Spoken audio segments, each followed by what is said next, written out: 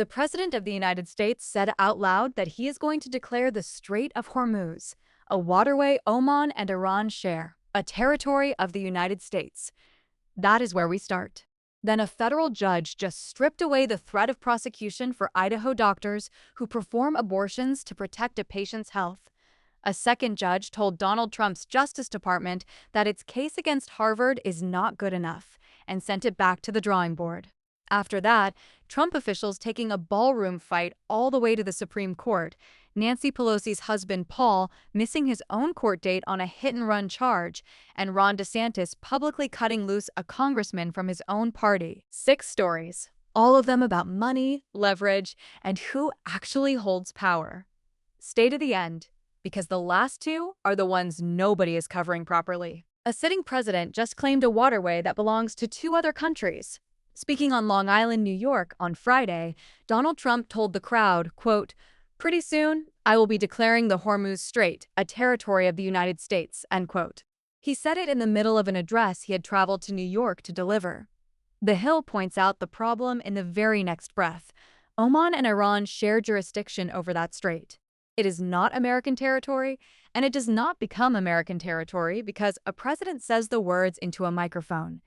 Here is why you should care, even if you never go near the Persian Gulf. The Strait of Hormuz is the narrow neck of water at the mouth of that gulf. The lane tankers must use to reach open ocean. Traders price risk in that lane every single day. When a great power starts talking about annexing it, insurance costs, shipping rates, and crude futures all get a reason to move, and those costs land in your fuel bill and your grocery bill. Nothing has been signed. This was a sentence, not an order. What matters next is whether any paperwork ever follows it, and how Tehran and Muscat answer, reported by The Hill. A federal judge has just told the state of Idaho it cannot put doctors on trial for protecting a patient's health. The Associated Press reports that the judge blocked Idaho from prosecuting physicians over abortions performed to protect the health of the patient in front of them. The key word in that sentence is health, not politics, not ideology. Health. The report we have is short on procedural detail, but the core is unambiguous, and the distinction it turns on is the one doctors have been shouting about for years: the gap between a patient who is actively dying and a patient who is seriously, dangerously deteriorating but not yet dying. If the criminal statute only forgives you at the point of death, the medically rational move becomes waiting, and waiting is how organs fail. Why this matters far beyond Idaho. Hospital staffing follows legal risk. When obstetricians believe a judgment call at 2 in the morning can end in a criminal charge, they leave the state, and labor and delivery units in rural counties close behind them. That is a cost paid by every pregnant person in that county, whatever their politics. A block from a federal judge is not the final word. Idaho can appeal, and higher courts are waiting. Reported by the Associated Press. The Justice Department picked a fight with Harvard, and a judge just handed the case straight back. Fox News, in a report by Elaine Mallon published Friday, says the judge found the incidents cited against Harvard University were too, quote, isolated and episodic, end quote, to show the school remained in violation of Title VI after it received federal notice. Title VI is the civil rights provision barring discrimination at institutions that take federal money.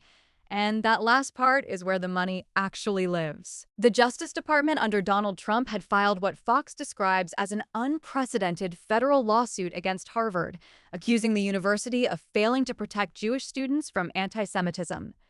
Read the ruling carefully. It does not say nothing happened on that campus. It says the government failed to clear the legal bar it has to clear, on the timeline that counts, which is after formal notice was served. For everyone outside Cambridge, the stakes are structural. Federal research grants, student aid, and entire funding pipelines ride on Title VI findings, and a win here would have handed Washington a template it could point at any campus in the country. A loss narrows that weapon. Watch whether the department refiles with sharper allegations or appeals. Reported by Fox News. This one is small, strange, and it tells you exactly how this administration litigates. The Washington Post reports that Trump officials have asked the Supreme Court to let ballroom construction continue. A ballroom in front of the highest court in the United States. The word that gives the game away is continue. Nobody asks 9 justices for permission to keep building unless something or someone has already told them to stop. So rather than fight it out below, the administration is going over the top and straight to the court, where it has had the most success winning fast emergency orders. Understand what this is and is not. It is not a full argument about whether the project is lawful. Applications like this decide who gets their way while the litigation grinds on, and in practice, the side that controls the ground during the fight tends to win the fight, because concrete does not unpour.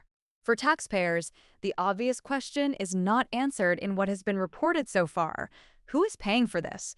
And what happens to that money if the courts eventually rule the other way? Emergency applications move in days and weeks, not years, so expect an answer soon. Reported by the Washington Post. The husband of one of the most powerful figures in American politics was charged over a hit and run, and on Friday, he did not show up. Fox News reports that Paul Pelosi, the 86-year-old husband of former House Speaker Nancy Pelosi, was absent from his first court appearance in Napa County, California, in a crash case. An attorney entered the plea on his behalf. That is lawful and, for defendants in his position, entirely routine. But optics are their own currency, and an empty chair reads differently when the name on the docket carries that much political weight. Fox News Digital put questions to Nancy Pelosi about her husband's formal hit-and-run charge. She declined to answer. Now the important part. A charge is an allegation. Nothing here has been proven, and Paul Pelosi is entitled to exactly the same presumption of innocence as anyone else standing in that courtroom. Why it matters to you. Hit-and-run cases carry both criminal exposure and civil liability, and when the defendant is famous, the case quietly becomes a public test of whether the process really works the same way for the connected as it does for everybody else. Watch the next hearing date and whether he appears. Reported by Fox News. A governor just cut a sitting congressman loose in public. Politico reports that Florida Governor Ron DeSantis says he does not support Representative Cory Mills, whom the outlet describes as embattled. That is the whole quote. Short, flat, and in-state politics, lethal. Understand what a governor's support is actually worth in a state like Florida. It is not a warm line in a press release. It is donors returning your phone calls. It is county party chairs deciding whose signs go up on the highway. It is a potential primary challenger deciding whether the water is warm enough to jump in. When the most powerful Republican in the state says out loud that he is not with you, every one of those people hears it as an invitation. For voters in that district, the practical effect is that the seat becomes contested inside the party long before it is contested between parties. Money starts moving toward whoever gets the nod, and national committees suddenly have to spend in a district they had written off as safe. One caution. The reporting here is limited to what DeSantis himself said, and Cory Mills has not been shown to have broken any law. Watch who files against him. Reported by Politico. The pressure points from here are simple.